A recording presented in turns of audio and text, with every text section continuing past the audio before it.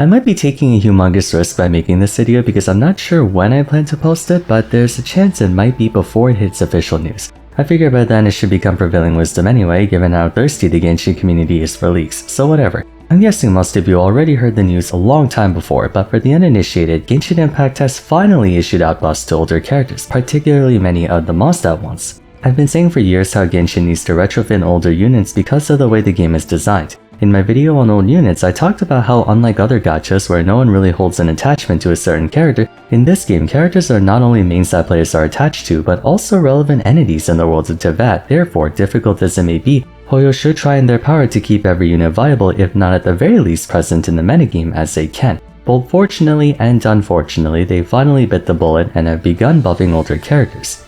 Don't worry, this video won't be a rant on the potential gameplay ramifications of buffing older characters. Does it raise a possible concern that by buffing older units, Hoyo is essentially admitting that power creep has begun to affect the game? Yes, but today's topic will be slightly different. All of the units getting buffed in 6.2 hail from Mondstadt, and I'm very glad to see the likes of Razor, Cleave, Venti, and Stuck get their second chance. But it does bring up an interesting thought. What about Liyue, Inazuma, even Sumeru? Should their characters get buffed? I'd like to believe so.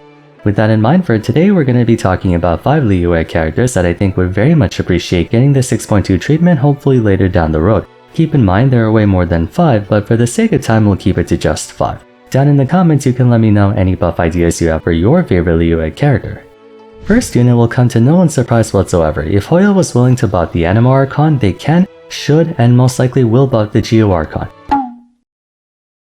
Zhongli's position in the metagame is not as precarious as Venti's. He's been a stable addition to everyone's endgame teams throughout most of version 1 through I would say around version 3 or 4. But let's face it, the Geo Archon just isn't all that valuable anymore. Zhongli's shielding technically handles every situation you need it to, even up to and including the modern day. But we're long past the point where survival's a thing to consider. Now it's all about pumping your team with as much DPS as humanly possible. I don't think it would be wise for Zhongli to just become another damage booster, at least not that alone. Looking at Dominus Lapidus, the only thing I would like it to do is actually deal damage. Make it so that pulses apply some kind of defense break to enemies, causing them to take more damage. Subsequent pulses can lower their defense even further. With Constellation 1, Zhongli can summon up to 2 pillars. We can give a reason for you to vertically invest in him by, say, making 1 pillar stack up to 15% defense reduction after 3 pulses, and if you have 2 pillars it goes up to 30. In my opinion, the shield and elemental shred are fine as they are. They could potentially add the defense reduction to his A1 passive and add the fortify stacks to his base skill.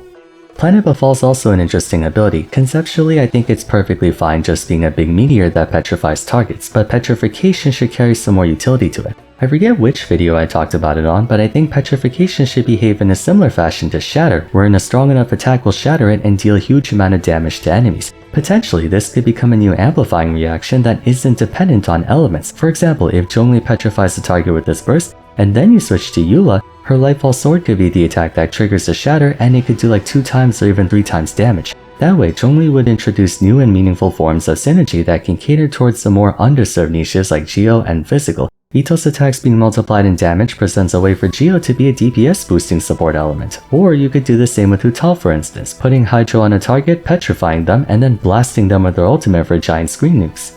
Now, regarding his A4 passive, I think it's a lazy design for Zhongli. Sure, we could imagine a world where he's doing millions of damage with this burst, but if we play into the more supportive DPS augmentation side of things, I think having an interaction with Crystallize would be better. Zhongli could gain specific boosts depending on what elemental shield he picks up. For example, if you're equipped with an Electro Shard shield, maybe the pulses on his Jade Pillars will become infused with that element. I know that kind of overlaps with Animal Swirl absorbing the element, but the point is to make Zhongli more usable in a wide variety of teams. I always saw him as a party agnostic unit, and I think it would be best to continue down that route by allowing him to be a jack of all trades option. Although then again, if Zhongli were to be the overpowered sustain unit that he already is, and then also be able to make your characters nuke the entire screen, that could be a slippery slope in terms of balance. It's all theoretical though, I'm sure you guys have other ideas on how to fix them up. Second character that I'm certain everyone thinks deserves to be a 5-star is Ningguang. I talked about Ningguang a few times in the past. For someone who's the de facto political head of an entire nation, you would think she'd be able to handle herself in a fight a lot better. I know, she's more the brains of the operation while Keqing's the brawn, but even so, Ningguang displayed an aptitude for magic in the fight against Osile, and I think her ability to remotely control objects can be expanded on a lot more. First and foremost, Ningguang should have bonus interactions with Geo constructs. Her ultimate Star Shatter has her gather a large amount of gems before throwing them all over the place to deal Geo damage, and if the Jade screen's active, she gets to throw even more gems. I want them to double down on that concept. Make Ningguang a strong mono Geo attacker. They could design her burst so that in addition to gems, she can pick up Geo constructs nearby and throw them at enemies too.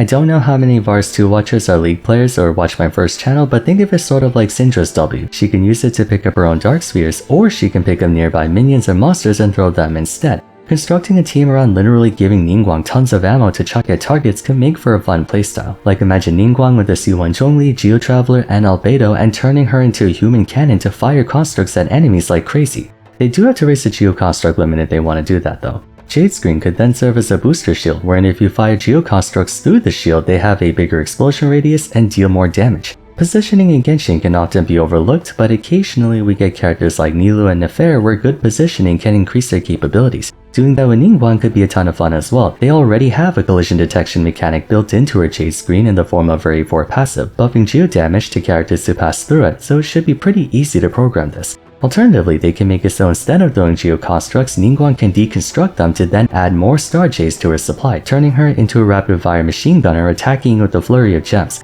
However they plan to implement it, I just hope they can buff Ningguang to be an actual threat. Preferably a mono Geo unit. I don't want her to conflict with Navia too much. Yanfei was one of Genshin's most reliable 4-star characters back in the day for not only being a well-designed Catalyst user back when Catalyst users were terrible, but also being a 4-star who could actually do damage. Even during version 1, 4-star DPS units had a hard time gaining attention since they would almost always be outclassed by 5-star damage dealers. Yanfei, however, wasn't all that bad. Of course, nowadays, she's objectively horrible and not worth your time, but I think there might be some merit to building her up again. The question though is how? To start, the primary win condition is to build up her Scarlet Seals, which in turn simultaneously raises the power and area coverage of her charge attack while lowering the stamina cost to practically nothing. A simple basic attack rotation of normal attacking 3 times then charge attacking enables Yanfei to consume basically no stamina. The rest of her kit pertains to that as well. Her skill instantly gives her a free charge attack, and her burst does as well while buffing her charge attacks even further. So I think we can just play into that. Naturally, being a 4-star, Yanfei just needs more damage. She doesn't have to do Mavuika or even Arlecchino levels of DPS, but giving her more numbers in that regard would be helpful. I also think one spot where Yanfei can fill a niche is AoE. Most pyro attackers in Genshin focus on single combat like Yoimiya, Klee, Linny, Hu Tao, Arlecchino and such. Mavuika may have some AoE in her kit when she's making donuts, but hear me out. Have it so Yanfei creates chain explosions. Her A4 passive makes it so crits do extra damage to enemies. Perhaps make it so instead crits deal splash damage to nearby enemies, creating fragment explosions that let her nuke entire clusters. I don't think it's possible for Yanfei to get much better by playing into the single target niche, not unless they want to directly diminish the value of shiny new 5-stars. For that reason, I think Yanfei's charge attacks doing splash damage on nearby enemies, maybe in the same way Child's Ripple can chain proc, could make her a strong AoE killer. Or who knows, maybe Yanfei mains have a better idea than I do, but point being she needs to be included in the buff list. Next one's kind of a personal bias of mine, it's gonna be Keqing. Keqing's doing relatively better than other Liyue characters in that she can be vertically invested into, it's just that she doesn't really do a whole lot of damage. Presently, she still has her niche of delving into Aggravate, whereas most other Electro units play into Quick Bloom or Hyper Bloom, so we can dip into that. Kind of an unpopular opinion, but I actually don't think Keqing's burst and skill need to be reworked from an experiential standpoint. I like that her E is the mark and teleport to attack, and her burst is still one of the flashier animations in my opinion. I do want to tackle her passives though. Right off the bat, let's talk about her A1 passive. Make the Electro Infusion longer and make it so it can't be overridden. That way we can finally convince the stupid C5 Bennett players to unlock his goddamn C6.